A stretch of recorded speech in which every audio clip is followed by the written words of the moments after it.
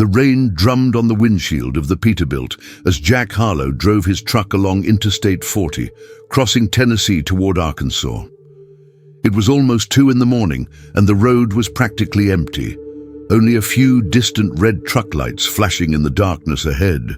Jack was 52 years old, his grey hair beneath his worn company cap, and his eyes carrying the weight of 3 years of loneliness since Margaret had left. He adjusted the rearview mirror and glanced briefly at the photo stuck to the dashboard. Margaret smiling that day at the lake, in the flowery dress she loved so much. Jack swallowed hard and looked back at the road. 3 years. 3 years since cancer had taken her in 6 devastating months, and he still couldn't go a day without feeling that emptiness in his chest, as if someone had ripped away an essential part of him. The GPS indicated another 200 miles to Little Rock, where he would deliver auto parts the following morning. Jack yawned, feeling the weariness weigh on his eyelids. He needed to stop, stretch his legs, maybe have a coffee. For years, he knew every truck stop, every 24-hour restaurant along this route. But that night, something made him deviate. A faded green sign appeared on the right. Rest area, 2 miles. Jack didn't remember this area. Maybe he was young, or maybe he simply never noticed it. Without thinking much, he activated his turn signal and began to slow down.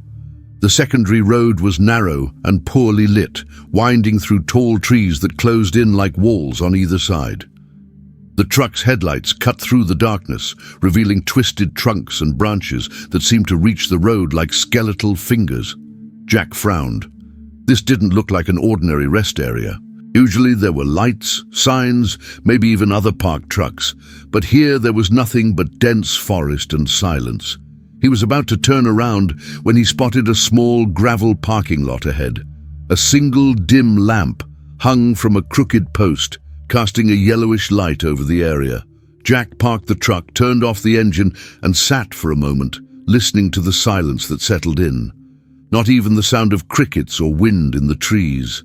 Just absolute silence, heavy as a wet blanket. He opened the door and jumped out of the cabin, feeling the cold night air seep into his leather jacket. The air smelled of damp earth and moss. Jack lit a flashlight and walked to a small trail that opened up in the woods, marked by a rotten wooden sign that barely read, "Lookout Trail, 0.3 miles." Jack didn't know why he decided to continue. Perhaps it was exhaustion, or the need to think about anything other than Margaret. Perhaps it was just curiosity. He started walking, his flashlight swinging in front of him, illuminating twisted roots and moss-covered rocks. The trail climbed gradually, and Jack could feel his legs protesting after hours of sitting and driving. That's when he heard it. At first, he thought it was the wind, a low, drawn-out moan coming from somewhere ahead. But there was no wind. The trees were completely still, their branches hanging like paralyzed arms. Jack stopped, turning his head to listen better. The sound came again, clearer now, a lament, a deep, melancholy sob that seemed to come from the earth itself. Jack's heart raced. He knew that sound. It was the sound of someone crying, someone in deep despair, the kind of cry you can't control, that comes from the depths of your soul. It was the same kind of cry he'd heard himself cry in the first few weeks after Margaret's death, when he thought no one could hear him. Jack pressed on faster now, his lantern frantically sweeping across the surrounding trees. His sobs grew louder as he advanced, becoming more anguished, more human. But there was no one. Only trees, stones, and shadows. Then he saw her. In the center of a small clearing, illuminated by the moon that had finally broken through the clouds, stood a tree unlike any other. It was an ancient, immense oak, its branches stretching in all directions like the arms of a reclining giant. The trunk was thick and twisted, with layers of bark that formed strange patterns, almost like a face, and it was from there that the crying came. Jack stood paralyzed, the flashlight trembling in his hand. The sound was unmistakable now. The tree was crying, It wasn't the wind, it wasn't an animal, it wasn't his imagination. It was a real cry, deep and desperate, as if the tree itself carried an unbearable pain. He approached slowly, as if he feared the tree might disappear if he moved too quickly. When he was just a few meters away, he saw something that made his blood run cold. From the bark of the trunk, from fissures and cracks in a pattern that formed what looked like a face, a liquid was oozing. It wasn't sap. It was clear, crystalline water, running down the trunk like genuine tears. Jack reached out with a trembling hand and touched the trunk. The bark was warm, pulsing slightly beneath his fingers like a slow heartbeat. The weeping seemed to intensify at his touch, becoming almost a cry of anguish. Jack recoiled, his heart racing. "What? What are you?" he whispered to the darkness. For a long moment, nothing happened. Then something changed. The air around the tree began to glow, a soft, greenish light that seemed to emanate from the bark itself. Jack watched, dumbfounded, as the light intensified, forming patterns, lines, almost like letters. No, they weren't letters. They were images, visions. Jack saw scenes forming in the light, as if he were watching a film projected in the air. He saw people, faces of men, women, and children he didn't know. He saw them smiling, laughing, living. Then he saw them suffering, crying, dying. He saw wars, diseases, losses. He saw centuries of human suffering unfolding before him like pages of an endless book. And then he understood. The tree wasn't just crying. It was feeling the pain of everyone who had been near it throughout the centuries. Every person who had sat beneath its branches, every tortured soul that had sought shelter in its shade, every broken heart that had carved its initials into its bark. The tree had absorbed it all the pain, all the loss, all the anguish. And now it carried the weight of centuries of human suffering.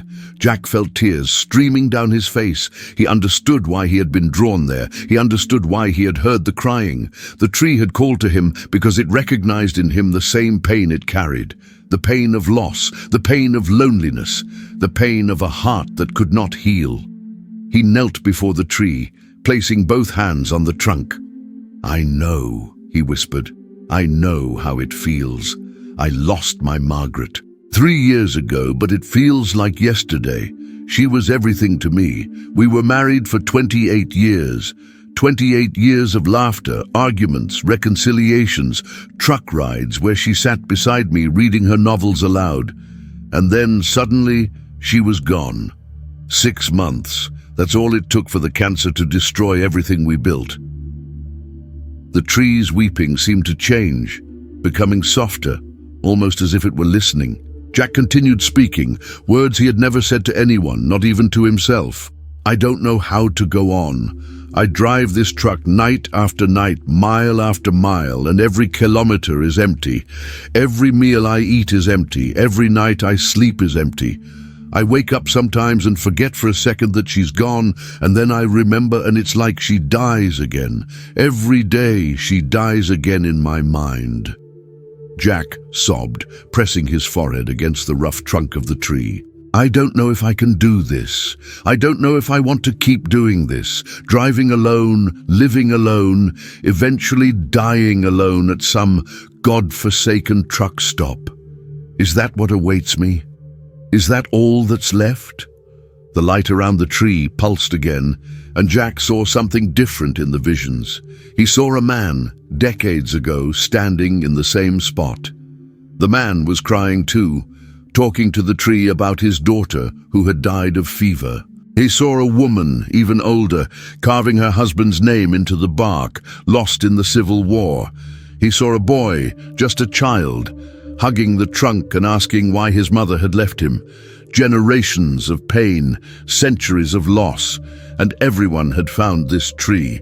Everyone had spoken to it. Everyone had left a piece of their anguish here, in this forgotten place in the middle of nowhere. And then Jack saw something more. He saw the same faces, but at different times. The man who had lost his daughter, years later, smiling as he held a baby. The woman who had engraved her husband's name, now elderly, surrounded by grandchildren. The grown boy, embracing his own wife. They had moved on. They had found a way through the pain, not forgetting it, not ignoring it, but carrying it in a different way. Jack understood the message. The tree wasn't just absorbing pain. It was witnessing. It was remembering. It was honoring every person who had come to it, every story, every loss. And in doing so, it was showing that pain was part of something bigger, that suffering wasn't the end, but part of a continuous cycle of life and death, loss and renewal. He stood there for hours, his hand on the tree trunk, talking to her. He told Margaret about how they met at a dinner in Nashville when he was only 24 and she was a waitress working to pay for nursing school. He told her about their first kiss in the rain in the parking lot. He told her about their simple wedding in the small church where he grew up. He told her about the trips they took, the places they saw, the dreams they shared. And for the first time in 3 years, Jack was able to talk about Margaret without feeling like he was drowning. The tears still came, but they were different now. They weren't tears of despair, but of remembrance, of love, of gratitude for having had those 28 years, even if it hadn't been more. As the sky began to clear in the east, tinging the clouds with pink and orange, Jack finally stood up. His legs were numb and his back ached, but something inside him felt different. Lighter somehow, as if he had deposited some of the weight he carried into the tree and it had willingly accepted it. He looked at the trunk and saw that the tears had stopped. The tree was silent now, majestic and peaceful in the morning light. Jack took his knife from his pocket, the one Margaret had given him on their 20th wedding anniversary, and carefully carved into the bark, J+M, forever. It wasn't so that she would forget him.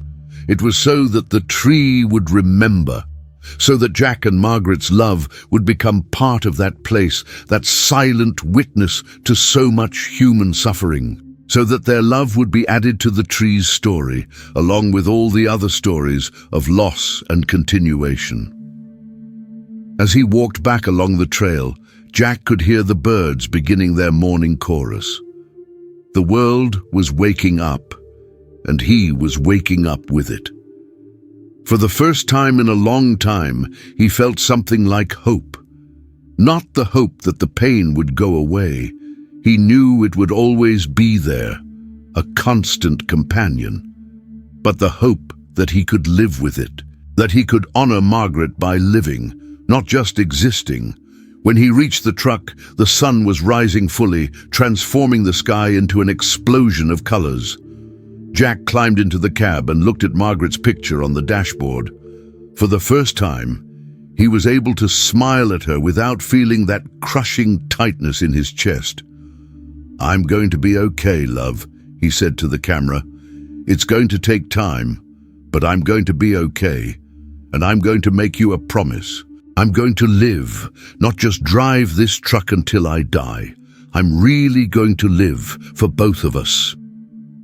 Jack started the engine and returned to the road, leaving the forest behind. But he knew he would return. Perhaps not soon, perhaps not for a while. But when the pain became too heavy again, when the loneliness threatened to suffocate him, he would return to that place. He would return to the weeping tree, the silent witness to so much pain, and lay down his burden once more. In the months that followed, Jack began to make changes in his life. Small at first, but significant.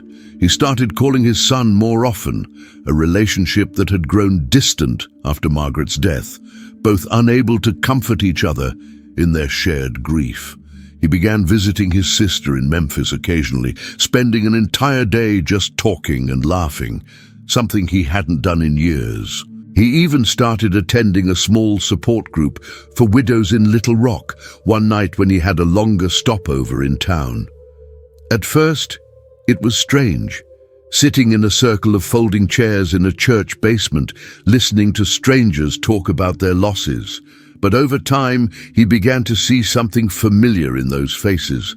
The same pain he had seen in the tree visions. The same suffering, the same struggle to go on. And he spoke to them about the tree. Not directly, not in a way that would make them think he was crazy, but he spoke about finding a place to lay his pain, about the importance of witnessing and being witnessed in his suffering. Some understood. Others just nodded politely. But Jack didn't care. He had found his truth that night in the forest, and that was enough. 6 months after his first visit, Jack returned to the rest area.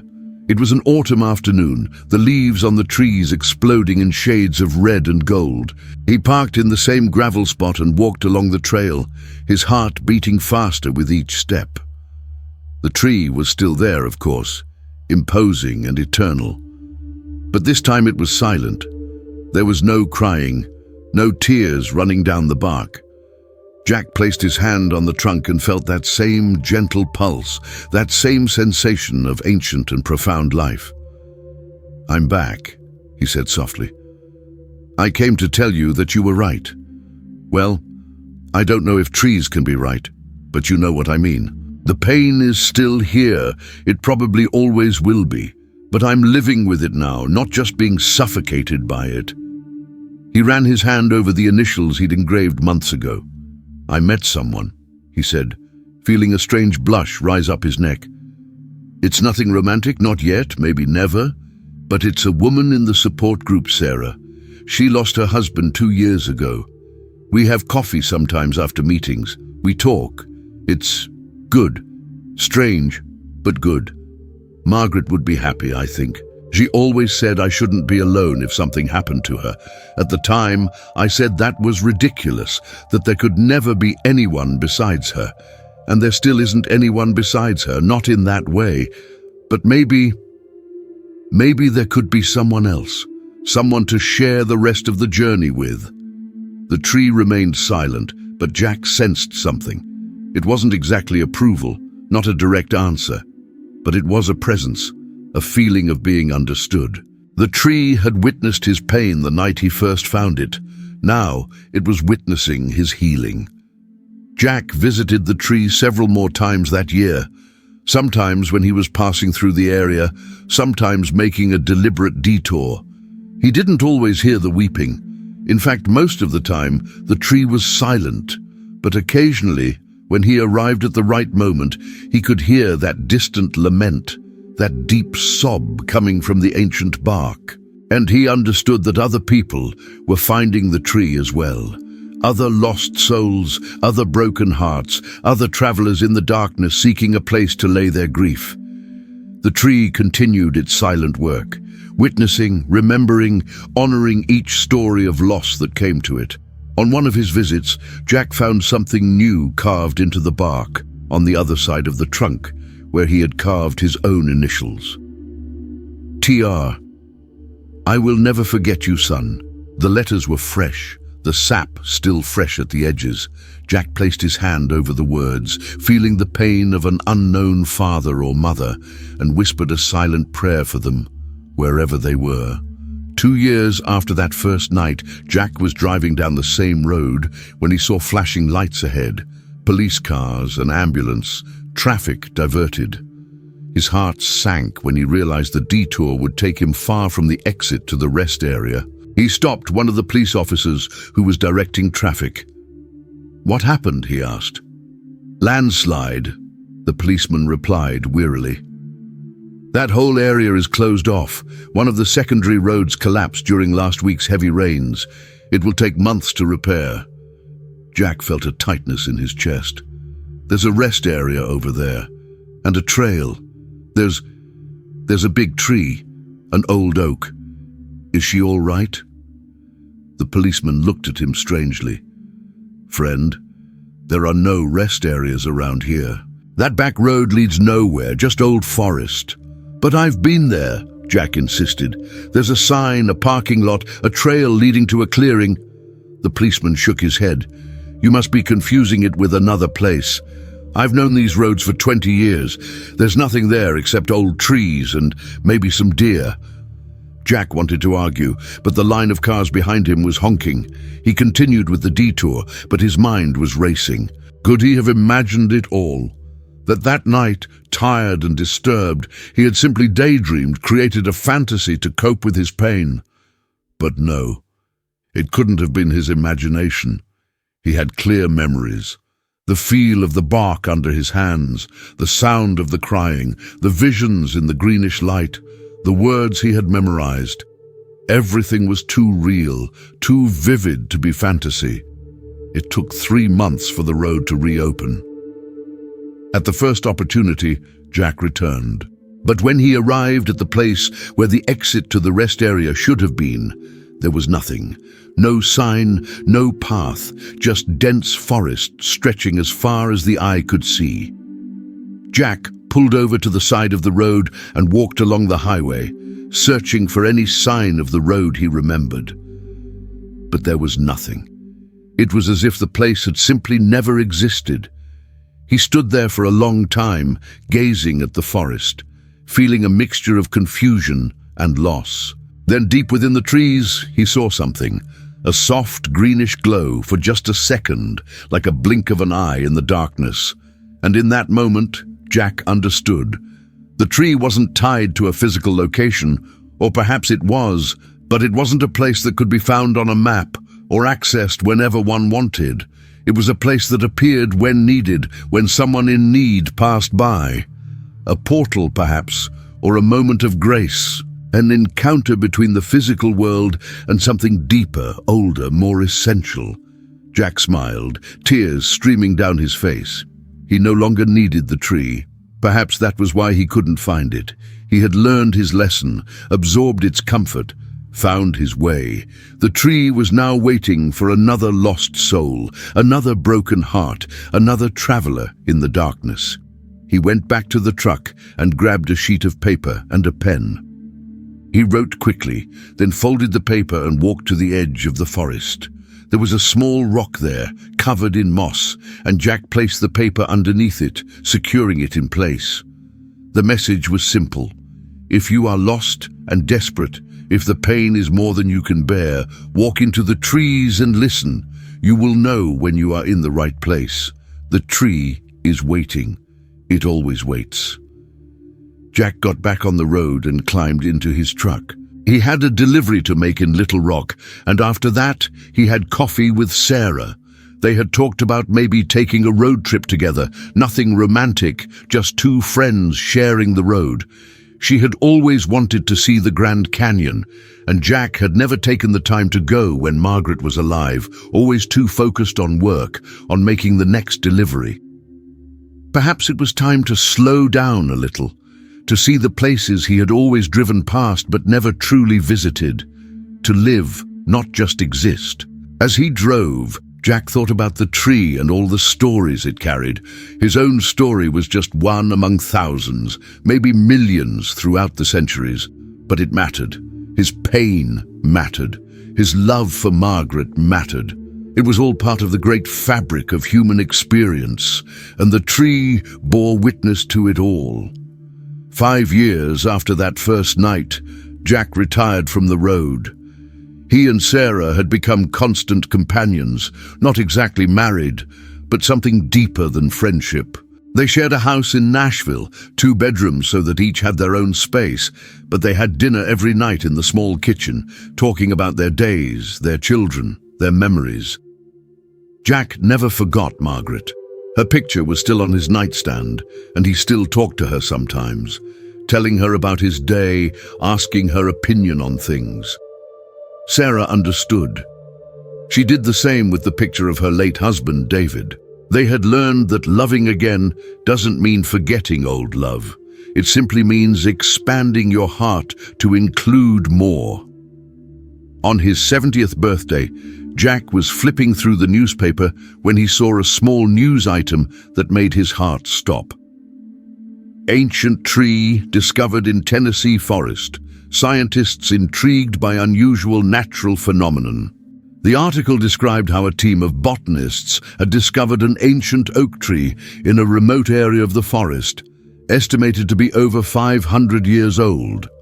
What intrigued them was that the tree exhibited a rare phenomenon called tree weeping, where moisture from the soil was carried through the tree's vascular system so efficiently that clear water literally dripped from the bark at certain times of the day. But what really caught the scientists' attention were the hundreds of engravings on the bark. Initials, names, dates, some centuries old. It was like a living record of human suffering, a natural memorial where generations of people had come to leave their marks, tell their stories, deposit their pain. "It's extraordinary," said one of the scientists quoted in the article. "It's as if this tree serves as a kind of natural confessional, a place where people come to process their losses. We are working to preserve and protect the site, keeping it accessible but respecting its natural sanctity." Jack cut up the article and put it in his wallet. He thought about visiting the tree again, now that he knew where it was, now that it had been officially discovered, but he decided against it. The tree had found him when he needed it. That was the magic. It didn't need to be planned, it didn't need to be forced. Instead, Jack began to write. He had never been a writer, but he felt a compulsion to document his experience, to add his story to the tree's record of stories. He wrote about that night, about the crying he heard, about the visions he saw, about the understanding he gained.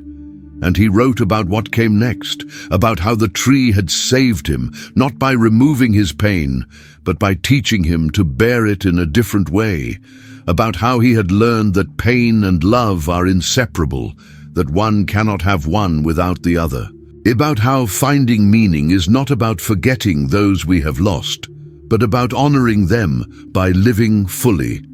Jack never published what he wrote. He kept it in a simple notebook, which he kept on his desk. But sometimes he would read it aloud to Sarah on nights when they were both feeling the weight of their losses most strongly. And she understood. She always understood.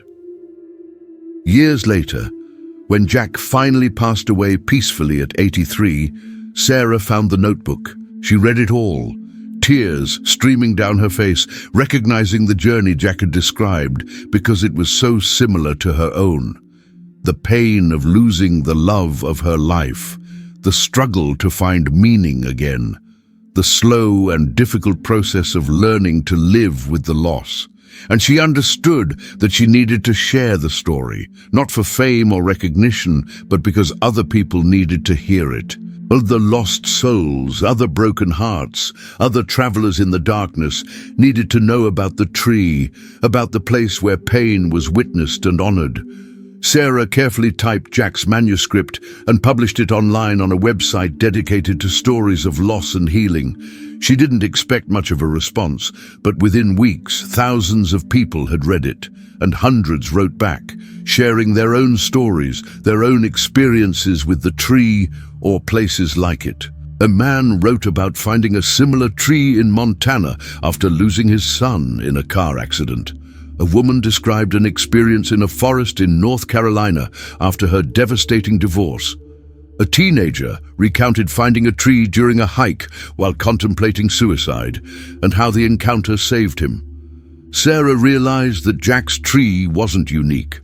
Or perhaps it was the same tree, appearing in different places to different people. Or perhaps there were many such trees scattered around the world, patiently waiting for those who needed them most. Silent witnesses to human suffering, guardians of stories that people couldn't tell anyone else. She decided to visit the tree one last time, taking Jack's ashes with her. Not all of them, just a small portion she had kept, especially for this purpose. It took her weeks to find the exact location described in the scientific article, following GPS coordinates and topographic maps until she finally arrived at that ancient forest in Tennessee. When Sarah finally found the tree, she was breathless.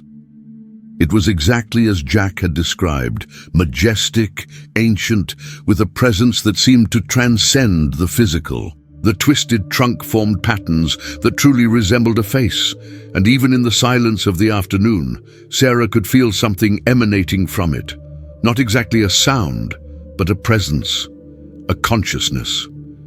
She walked to the tree and placed her hand on the rough bark. It was warm, pulsing gently as Jack had described. Sarah searched until she found the initials he had carved so many years ago, J+M forever. The letters were worn with time, but still visible, a small scar of love on the tree's ancient skin. "Jack sent me here," Sarah said softly, feeling only a little silly for talking to a tree. "Well, he didn't know I was coming, but I think he would have liked it. He loved this place. You saved him, you know. When he needed you most, you were here."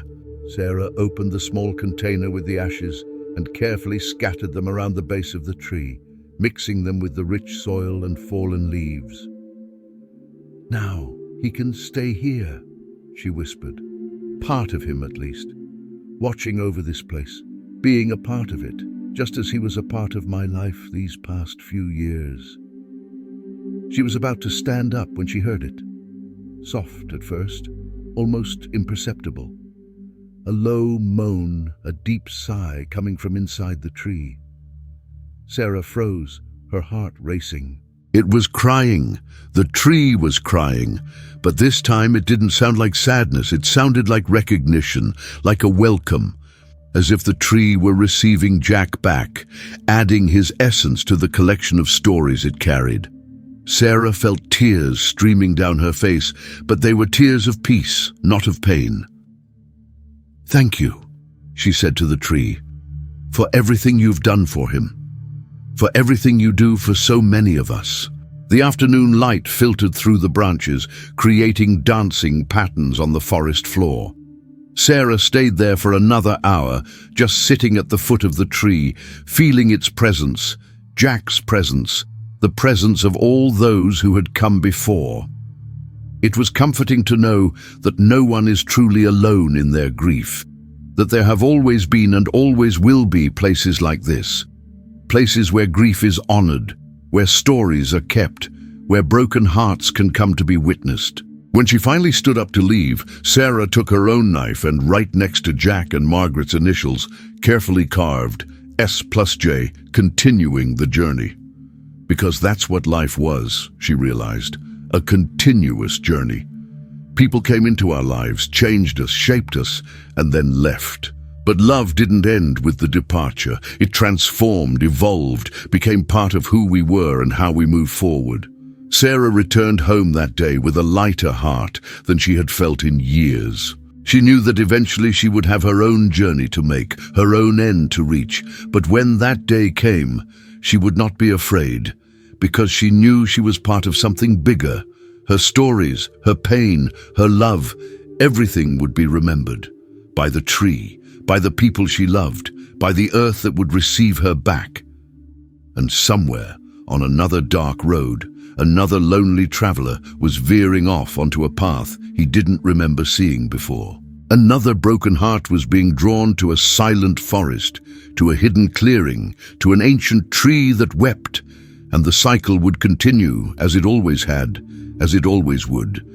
Because as long as there is pain in the world, as long as there are hearts that need to be heard, as long as there are stories that need to be told, the tree will be there, waiting, witnessing, weeping with those who weep, and offering, in its own silent and ancient way, the deepest of truths, that pain is proof of love, that suffering is being human, and that no story of loss truly ends in despair, but rather in transformation.